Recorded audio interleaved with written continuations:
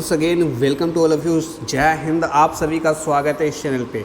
आज की वीडियो में ये थंबनेल आप देख रहे होंगे, पटना यूनिवर्सिटी बिहार का नंबर 1 यूनिवर्सिटी ग्रेजुएशन करवाने के मामले में। तो पटना यूनिवर्सिटी में एडमिशन कैसे लेना है, देखिए हम लोग आज कौन कौन सी टॉपिक्स पे बात करेंगे।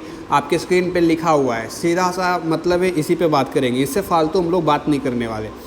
तो सबसे पहले हम लोग बात करने वाले हैं कि अप्लाई जो होता है कैसे, मतलब एडमिशन लेने का प्रोसेस क्या है, प्रक्रिया बताइए, तो उस पर बात करेंगे। देन डेट तो अभी मैंने थोड़े 2 दिन पहले वीडियो बनाया था कि जिसका डेट आ गया है, तो उस पर भी बात करेंगे। नोटिफिकेशन आ चुका है, ठीक है।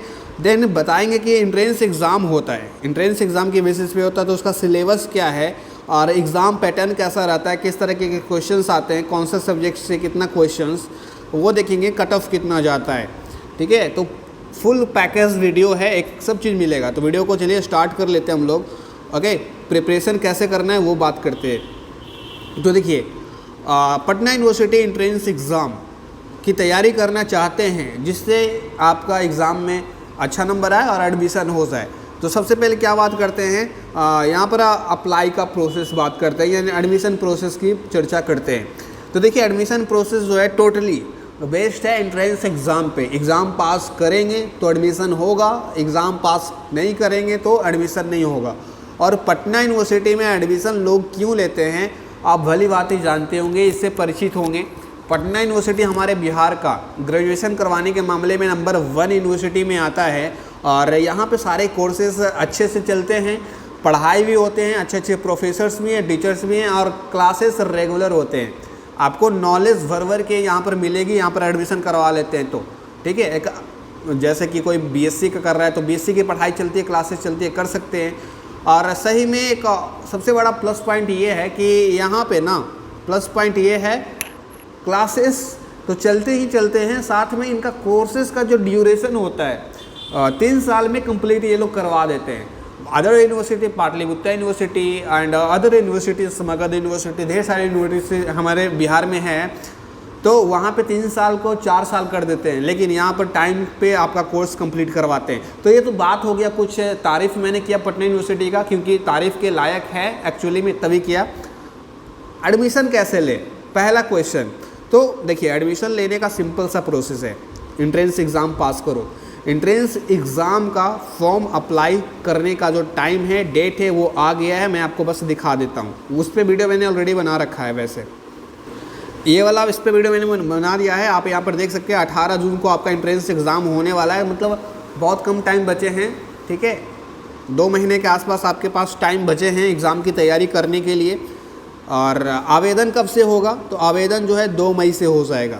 2 मई से आपके आवेदन होने स्टार्ट हो जाएंगे, 1 महीने आवेदन चलेगा। फिर अब यहाँ पर बहुत सारे लड़के बोलेंगे सर मैं पटना यूनिवर्सिटी का स्टूडेंट हूँ, एग्ज़ाम भी नहीं हुआ है, रिजल्ट भी नहीं आया है, और आप एंट्रेंस एग्ज़ाम हो रहा है, एडमिशन हो रहा है, तो टेंशन नहीं लो। आप लोगों के लिए कुछ अलग से पटना यूनिवर्सिटी नोटिस जारी करेगा तो मैं बता दूँगा। फिलहाल बिहार बोर्ड और अदर बोर्ड्स के रिजल्ट आने शुरू हो गए हैं, 1 महीने में सबका रिजल्ट आ जाएगा, तो वो सभी यहाँ पर अप्लाई कर सकते हैं। पटना यूनिवर्सिटी में बहुत दूर दूर से लोग पढ़ने आते हैं, ठीक है। तो देखिए, अप्लाई प्रोसेस समझिए। एंट्रेंस एग्ज़ाम का फॉर्म आएगा, भर देना, एंट्रेंस एग्ज़ाम का फॉर्म फिलअप कर दोगे, फिर एंट्रेंस एग्ज़ाम आपका होगा। अब उसमें कितना नंबर लाते हैं वो मैटर करता है कि आपका एडमिशन होगा कि नहीं होगा। तो एंट्रेंस अगर नंबर अच्छा आता है तो फिर आगे आपके काउंसलिंग के लिए, आपको जो भी कॉलेज सेलेक्ट किया होगा तो उसमें काउंसलिंग के लिए आपको बुलाया जाएगा, और आपका फिर वहाँ पे काउंसलिंग होगा।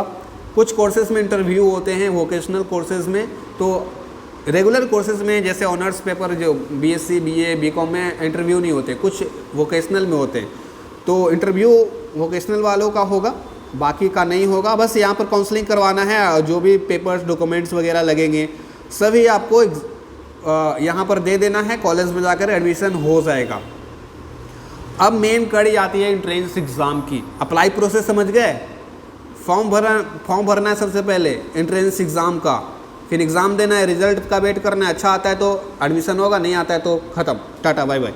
तो यहाँ पर देखो, ये अप्लाई प्रोसेस हुआ, डेट भी दिखा दिया मैंने। अब बात करते हैं कि एग्ज़ाम पैटर्न, एग्ज़ाम कैसे होता है, सिलेबस क्या है, प्रिपरेशन कैसे करें और कट ऑफ कितना जाता है। तो ऑन एन एवरेज अगर आप बीए करना चाहते हैं तो कम से कम आपके 65% से ज़्यादा होने चाहिए। कितना से ज़्यादा? 65%। 65% से आपके ज़्यादा होने चाहिए। बीएससी वालों को एंड बीकॉम वालों को 70% से ज़्यादा मार्क्स अगर आप एंट्रेंस एग्ज़ाम में अचीव करते हैं तो आप एग्ज़ाम को ले सकते हैं। और हाँ, एक और बात, एग्ज़ाम फॉर्म को कौन भर सकता है? जिनके 12th में 50% मार्क्स से ज़्यादा आए वो भर सकते हैं, ठीक है। और रिजर्वेशन है, कोई जो SC ST के या गर्ल्स उनको 45% पे भी भरा जा सकता है। उस पर हम लोग बात करेंगे आने वाले समय में, जैसे जैसे नोटिफिकेशन आते जाता है, वीडियो आते जाएगा। सिलेबस एक बहुत बड़ी पहलू है, इसको समझते हैं सबसे पहले। तो देखो, सिलेबस बहुत ही मतलब इम्पोर्टेंस रखता है आपके एग्ज़ाम में। यहाँ पर देखिए, सिलेबस आपके कौन कौन से सब्जेक्ट्स पहले पूछे जाएंगे वो समझ लो। आपके टोटल जो हैं कितने सब्जेक्ट पूछे जाएंगे? जनरल नॉलेज से क्वेश्चन रहेंगे, जनरल साइंस से क्वेश्चंस रहेंगे, हिंदी इंग्लिश से क्वेश्चन रहेंगे। देखो, जनरल नॉलेज में कौन कौन सब्जेक्ट आते हैं? जनरल नॉलेज में आपके सारे हिस्ट्री, ज्योग्राफी, ठीक है, पॉलिटिकल साइंस यानी polity and geography, static GK, ठीक है, स्टैटिक जीके, इकोनॉमिक्स छूट गया, इकोनॉमिक्स भी आपके, ये सभी क्या हैं? इनके जो हैं जनरल नॉलेज हैं ये सारे सब्जेक्ट, तो ये पढ़ने पड़ेंगे। और जनरल साइंस में कौन सब्जेक्ट आते हैं? फिजिक्स, केमिस्ट्री, बायोलॉजी जानते ही होंगे, ठीक है। तो पीसीबी आता है, पीसीबी से भी क्वेश्चंस रहते हैं। हिंदी इंग्लिश में जानते ही हो, ये सारे जो लिखा गया है हिंदी इंग्लिश का चैप्टर से, तो बेसिक चीज़ें पूछी जाएगी। ज़्यादा हार्ड एग्ज़ाम नहीं होता है, बस हुआ बना के रखे हो। देखो, कोई भी एग्ज़ाम अगर देने जाते हो तो वो हार्ड नहीं होता है। हार्ड बस उन्हीं लोग के लिए होता है जो पढ़ के नहीं जाते एग्ज़ाम में। बिना पढ़े एग्ज़ाम में जाकर बैठ के समझते तो इस्मार खान है, हम बना देंगे, नहीं होगा भाई। बिना पढ़े एग्ज़ाम क्लियर कर ही नहीं पाओगे, लिख के रख लो। तो कर सकते हैं, कुछ लोग एक्स्ट्रा टैलेंटेड होते हैं या फिर बहुत 1-2 साल पहले से ही तैयारी कर रहे होते हैं, 12th में ही तैयारी शुरू कर दिए होते हैं, तो वो सब कर सकते हैं। लेकिन जिन्होंने तैयारी शुरू ही नहीं किया कि कभी भी ज़िंदगी में, वो लोग के लिए बहुत मुश्किल हो जाने वाला है। तो अभी देखिए, हम लोग बात करते हैं सबसे पहले किन को कौन कौन सा सिलेबस है। देखिए, जनरल अवेयरनेस यानी मैंने बताया जीएस, जीके में कितने सब्जेक्ट हैं? History, geography, Indian polity, economy, और ये है स्टैटिक जीके, मतलब मिसलेनियस फैक्ट्स एंड फिगर्स। तो मिसलेनियस में वही सब आता है, भारत के पहले प्रधानमंत्री कौन थे, भारत की पहली महिला कौन थी जिसने भारत रत्न जीता था, इस तरह के question. Static GK, national parks and wild life centuries, बहुत सारे फैक्ट्स हैं, वो हम लोग कवर कर लेंगे हम लोग कोर्स में, ठीक है। कराएंगे आप लोगों को, सारा सिलेबस ख़त्म कर देंगे हम लोग 1 महीने में। हिस्ट्री से क्वेश्चन आते हैं। हिस्ट्री के 3 पार्ट्स होते हैं, आपको भी पता है, ancient, medieval and modern history, ठीक है, प्राचीन, मध्यकालीन भारत एंड आधुनिक भारत। तो इसको भी कवर करेंगे, ये सिलेबस है, देखते जाओ बस। न्यूमेरिकल एबिलिटी में आप मतलब मैथमेटिक्स से ज़्यादा क्वेश्चंस रहते नहीं हैं, 2-3 क्वेश्चन से रहते हैं, इग्नोर भी कर सकते हैं, लेकिन 2-3 नंबर्स के भी मायने रखते हैं। कई बार एक नंबर से आपके कट ऑफ रह जाते हैं, ठीक है, तो कर लीजिएगा। बस इतना ही चैप्टर्स मैथ में आता है। Number system, LCM, HCF, percentage, profit and loss, average, time, speed and distance, simple, compound interest, मतलब अर्थमेटिक्स से ज़्यादा क्वेश्चंस रहेंगे।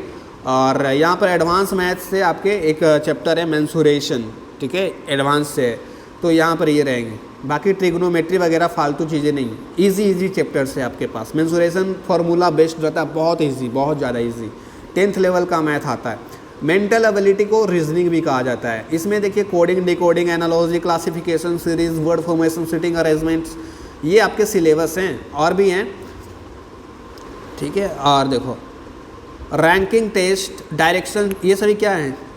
स्क्रीनशॉट ले लेना या कॉपी में लिखते चलना। Calendar, Venn diagram, syllogism and statement and assumptions, conclusion. Non verbal reasoning भी आपसे पूछा जाता है। नॉन वर्बल मतलब पिक्चर वाला जो रीजनिंग होता है वो, सीरीज, कॉम्प्लीशन, क्लासिफिकेशन, ठीक है। और जनरल इंग्लिश में क्या पूछा जाएगा आपसे?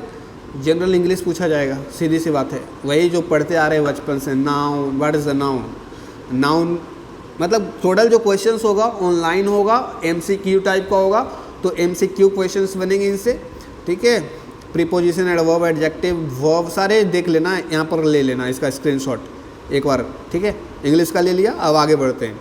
सोशल साइंसेस, मतलब जो आर्ट्स वाले हैं उनको ध्यान देना है। तो ये वाला पार्ट 5 जो है ना, इग्नोर करो, क्योंकि पार्ट 5 को हमने पार्ट 1 में ही देख लिया था। देखो पार्ट 5 में क्या है, history, geography, political science, economics, sociology, ये सभी फालतू है, क्योंकि इस बार क्या हो रहा है, कॉमन इंटरेस्ट टेस्ट हो रहा है, PUCET।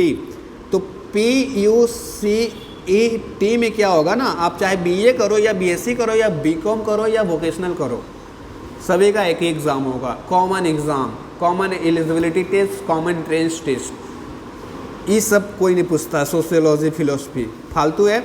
तो ये पुराना सिलेबस था, इसीलिए आपको थोड़ा दिक्कत होगा, 1 साल पुराना है। इस साल बदल गया है सिलेबस पटना यूनिवर्सिटी का, जो कि काफ़ी अच्छा किया है। अभी क्या होगा, ऐसा सभी के लिए एक एग्ज़ाम, इससे फ़ायदा होगा कि अगर आप BA में अप्लाई किए थे तो नहीं हो पाया, BA हिस्ट्री ऑनर्स में, तो अगर BA इकोनॉमिक्स ऑनर्स में सीट खाली है तो उसमें घुस जाना, मतलब जिसमें अप्लाई किया नहीं हो पाया तो दूसरे कोर्स में भी अप्लाई करके एडमिशन ले सकते हैं पटना यूनिवर्सिटी में। ठीक है, तो आपने भी डिसाइड कर रखा होगा, अगर मुझे हिस्ट्री या मेरा फेवरेट सब्जेक्ट नहीं मिला तो मैं दूसरा सब्जेक्ट, सेकेंड फेवरेट सब्जेक्ट पे एडमिशन ले लूँगा पटना यूनिवर्सिटी में। तो आपका भी होगा, पहला first plan A, plan B करके सब्जेक्ट होगा आपका भी, है ना। तो ये क्या है, सिलेबस है। हिंदी में भी सिंपल सा, हिंदी का सिलेबस यहाँ पर नहीं है, लेकिन हिंदी में बहुत कम क्वेश्चन पूछे जाते हैं, लेकिन बहुत इजी रहते हैं, तो पढ़ के जाना।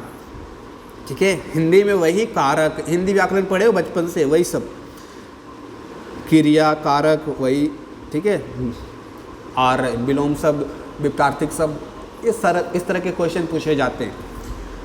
तो ये आपके सिलेबस का वीडियो हो गया। एग्ज़ाम पैटर्न, ठीक है, ज़्यादातर आपके जो एग्ज़ाम में क्वेश्चंस रहेंगे GK से क्वेश्चंस रहेंगे, GK GS से, history, geography, political science, economics से क्वेश्चंस रहते हैं, और इसमें से भी सबसे ज़्यादा हिस्ट्री एंड पॉलिटी से क्वेश्चंस रहता है। बाकी इकोनॉमिक्स, ज्योग्राफी से बहुत कम क्वेश्चन रहते हैं। तो सबसे ज़्यादा मेन फोकस करने वाला जो सब्जेक्ट है आपका जनरल नॉलेज है, जनरल साइंस है। अगर ये दोनों कर ले तो सिलेक्शन पक्का। बाकी रीजनिंग तो इजी चीज़ है, वो तो कर ही लेना यार, उससे भी बहुत अच्छे नंबर आ जाते हैं। कम मेहनत लगता है रीजनिंग में, और इजी कॉन्सेप्ट्स होते हैं उनके। तो ये कुछ इनके सिलेबस हो गए, ठीक है, समझ में आ गया। अब देखते हैं कि तैयारी, एग्ज़ाम सिलेबस हमने यहाँ पर कवर कर लिया। एग्ज़ाम पैटर्न बात करते हैं, तो एग्ज़ाम पैटर्न में सभी तरह के क्वेश्चन मिलेंगे। ज़्यादातर आपको क्वेश्चंस मिलेंगे GK GS से, ठीक है, GS मतलब जनरल साइंस, और रीजनिंग क्वेश्चंस रहेंगे, इंग्लिश से क्वेश्चंस रहेंगे, हिंदी से थोड़े बहुत क्वेश्चंस रह सकते हैं, मैथ से बहुत कम क्वेश्चन रहेंगे, 1-2 क्वेश्चंस। इस तरीके से प्रीवियस ईयर क्वेश्चंस देख लेना, ठीक है। मेरे टेलीग्राम ग्रुप पर डाला हुआ है किस तरह के क्वेश्चंस आए हैं एग्ज़ाम में, या फिर प्रीवियस ईयर क्वेश्चंस। एक यूट्यूब चैनल है एजुकेशनल पॉइंट, वो आपको कुछ पैसे लेकर के मिनिमम प्राइस से ख़रीद सकते हैं, उनके पास अवेलेबल है। मेरे पास नहीं है, तो मेरे पास रहता तो फ्री में दे देता, लेकिन वो पैसे ले रहे हैं, ज़्यादा नहीं ले रहे हैं, 9-10 रुपये ले रहे हैं, तो ले सकते हो उनसे। वहाँ से एग्ज़ाम पैटर्न आप ज़्यादा क्लियर कर पाएंगे, ठीक है। कट ऑफ मैंने बता दिया, BA वालों को 65 रहता है, 65% एग्ज़ाम में लाओगे, मतलब 100 नंबर का एग्ज़ाम हो रहा है तो 65 नंबर से ज़्यादा लाना पड़ेगा। अगर आप BSc वाले हैं तो 75 नंबर या 70 नंबर से ज़्यादा लाना पड़ेगा, 100 नंबर का एग्ज़ाम हो रहा है तो। BSc BCom वालों को, ठीक है, BSc और BCom वालों को थोड़ा ज़्यादा कट ऑफ रहता है, 70 प्लस रहता है। प्रिपरेशन कैसे करना है, तो हम है ना, आपको प्रिपरेशन सभी करवा देंगे, और बहुत अच्छे से समझ में आएगा, बहुत फ़नी तरीके से पढ़ेंगे, निमोनिक ट्रिक्स वगैरह। आपको मैं प्रैक्टिस सेट्स भी दूंगा, खुद से क्वेश्चन बनाने हैं, क्लास में कॉन्सेप्ट मैंने समझा दूंगा, उसके बाद क्वेश्चंस दूंगा घर से बनाने के लिए। पूरा पैकेज है, और टोटली सबसे खास बात, टोटली फ्री है। सभी लोग आपसे 599 चार्ज कर रहे हैं, 399 कर रहे हैं, मुझे नहीं लगता इसकी ज़रूरत है, ठीक है। ये कोई बड़ा एग्ज़ाम नहीं है, SSC लेवल ये इस तरह का एग्ज़ाम नहीं है कि पैसे इस पर चार्ज किया जाए।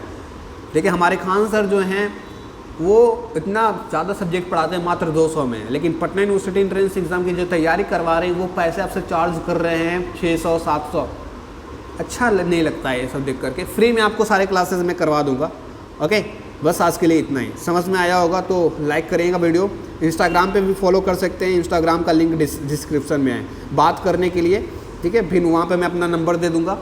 ऐसा मैं यूट्यूब पे अपना नंबर बस इसलिए नहीं डालता हूँ क्योंकि पाटलिपुत्र यूनिवर्सिटी वाले, मगध यूनिवर्सिटी वाले सब उस नंबर को लेकर के परेशान करते हैं, इसीलिए।